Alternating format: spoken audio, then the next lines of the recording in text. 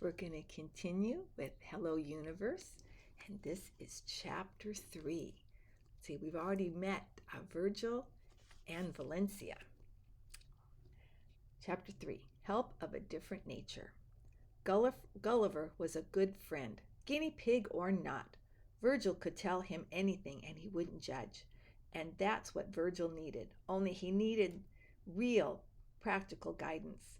He needed help of a different nature. Lola had once told Virgil a story about a woman named Diapan, who'd been hungry for 7 years because she didn't know how to grow food. One day, Diapan wept because all she wanted was 1 grain of rice and 1 pea pod, anything to put in her belly. She took a bath in a spring to wash away her tears, and a great spirit appeared to her with armfuls of sugarcane and rice. The Great Spirit gave it all to Diapan and told her exactly what she needed to do to grow more. Diapan was never hungry again.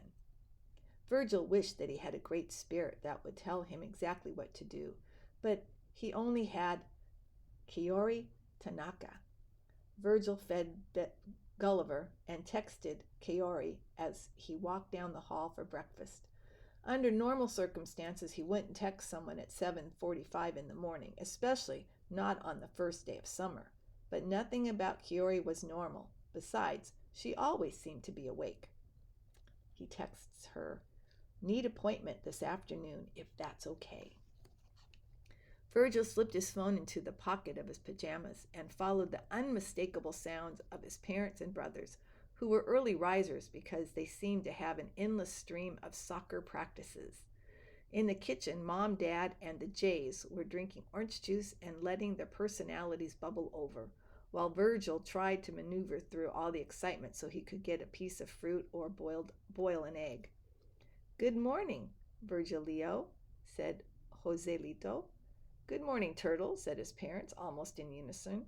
Then Julius, "My young butang, little brother."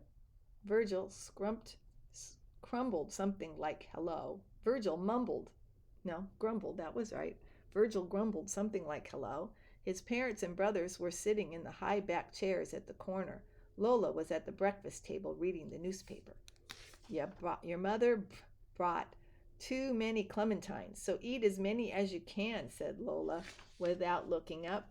Then she clicked her tongue at all the wastefulness. Virgil grabbed 2 clementines in each hand and tried hard not to drop them as he sat next to her. His phone buzzed in his pocket. "What are you reading about, Lola?" Virgil asked. He arranged the clementines in a perfect line in front of him, then checked his phone. The phone said, "I am available. Be here at noon sharp."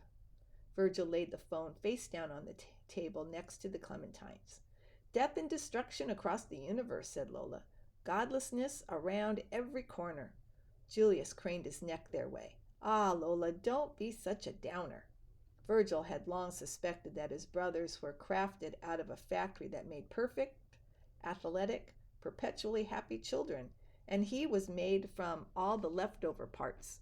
The only sign that something went wrong with Joselito or Julius were their pinky fingers, which turned slightly inward.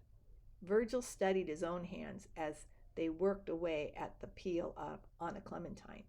His fingers were long and slender. None of them turned inward. Lola, do you think anything about hands?" he asked. He glanced at Joselito and Julius, but they were busy talking about soccer. Their father had recently joined a grown-up soccer league. Everyone was wild about soccer except Virgil. Lola set down her paper. "I know that they have 5 fingers each, most of the time." "What do you mean, most of the time?" "I once knew a girl in my village who was born with an extra thumb." "Really? What did they do with it? Did she go to the doctor and get it chopped off?" "No, her family was poor. They couldn't afford a doctor." "What did they do then?" "Kept the extra thumb. What else?" "Did she feel like a freak?" "Maybe. But I told her God must know something she didn't, and that's why he did it." "Maybe he wanted her to be an excellent hitchhiker," Virgil said. "Maybe. Or maybe she was like Ruby San Salvador." "Who is Ruby San Salvador?" Another girl from my village, she had 7 sisters. Each time one of them was born, her parents had their fortunes read, but when they got to Ruby San Salvador, no one was able to see her future. Any time someone tried, they just got a blank picture. No one knew what it meant. She walked around all the same saying, "Where is my destiny?" or "What is my destiny? What is my destiny?" Finally I said, "No one knows, but you're driving us all crazy." Virgil thought of poor Ruby San Salvador, watching all her sisters get something that she couldn't have. "What happened to her?" Virgil asked. "She left to go figure it out." The village got much quieter without all the questions. Lola narrowed her eyes at him. "What's this about, Virgilio?